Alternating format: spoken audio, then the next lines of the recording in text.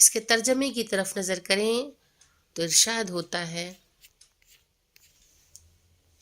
بسم اللہ الرحمن الرحیم، شروع اللہ کے نام سے جو بڑا مہربان اور زیادہ رحم کرنے والا ہے۔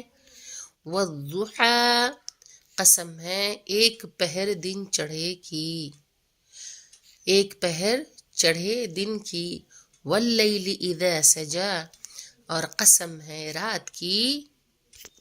پروردگار عالم نے کئی چیزوں کی قسم کھائی ہے، اور اس میں بھی خداوند کریم قسم کھا رہا ہے کہ ایک پہر چڑھے دن کی قسم، اور قسم ہے رات کی جب وہ چیزوں کی پردہ پوشی کرے۔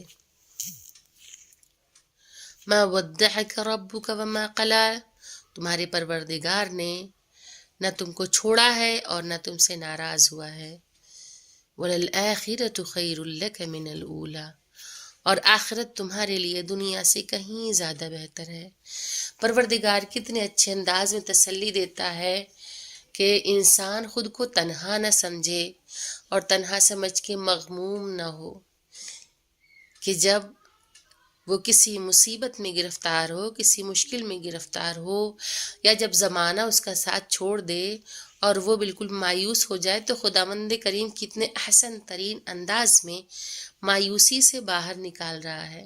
یہ قرآن ایسی کتاب ہے کہ جو ذہن کو سکون پہنچانے والی کتاب ہے۔ اگر ہم غور کریں، اگر ہم قرآن کی تلاوت کریں، اس کے معنی و مطالب پہ غور کریں، تو پروردگار عالم اس طریقے سے گویا ہے قرآن مجید میں، اس طریقے سے گفتگو کر رہا ہے کہ انسان کو بالکل ذہنی سکون حاصل ہو جائے، کہ کس انداز سے تسلی و تشفی دے رہا ہے خدایا کہ تمہارے پروردگار نے تم کو نہیں چھوڑا اور نہ تم سے ناراض ہوا ہے، کہ اگر بندہ کوئی غلطی کر دیتا ہے تو خداوند کریم اسے معاف بھی کر دیتا ہے۔ بہت ہی محبت بھرا انداز ہے، اور کیسے نہ ہو کہ وہ خدا کے جو 70 ماؤں سے زیادہ چاہنے والا ہے۔ وَلَلْآخِرَةُ خَيْرٌ لَكَ مِنَ الْأُولَى، اور آخرت کے لیے دنیا سے کہیں، آخرت کے بارے میں کیا فرمایا کہ آخرت تمہارے لیے دنیا سے کہیں زیادہ بہتر ہے۔ کہ اگر انسان یہ سوچتا ہے کہ جو کچھ بھی ہے یہ دنیا ہے، یہیں آئے ہیں، یہیں پلے بڑھے ہیں، پیدا ہوئے، یہیں کھانا ہے، پینا ہے، یہیں مر جانا ہے، سب کچھ ختم ہو جائے گا، تو ایسا ہرگز نہیں ہے۔ ایک جو سفر شروع ہوتا ہے وہ موت کے بعد شروع ہوتا ہے، اور اس کے بعد کی جو زندگی ہے وہ دائمی زندگی ہے، نہ ختم ہونے والی زندگی ہے۔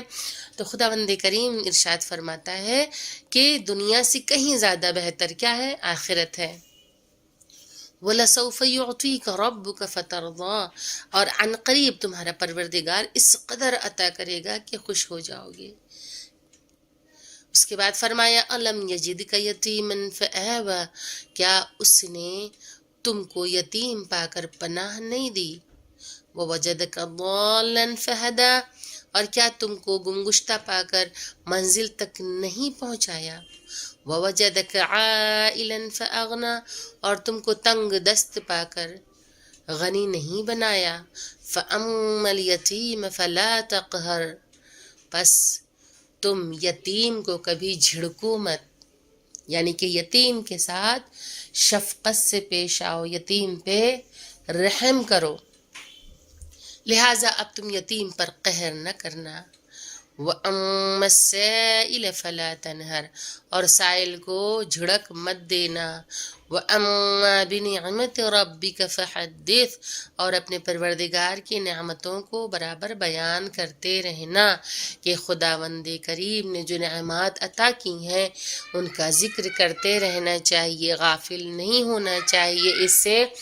اور جس طرح سے پروردگار عالم کہتا ہے کہ میرے بندے کفران نعمت مت کرنا، شکران نعمت کرنا، یعنی کہ اللہ کا شکریہ ادا کرنا نعمت کے ملنے پر، تو پروردگار عالم کی نعمتوں کا بیان کرتے رہنا چاہیے۔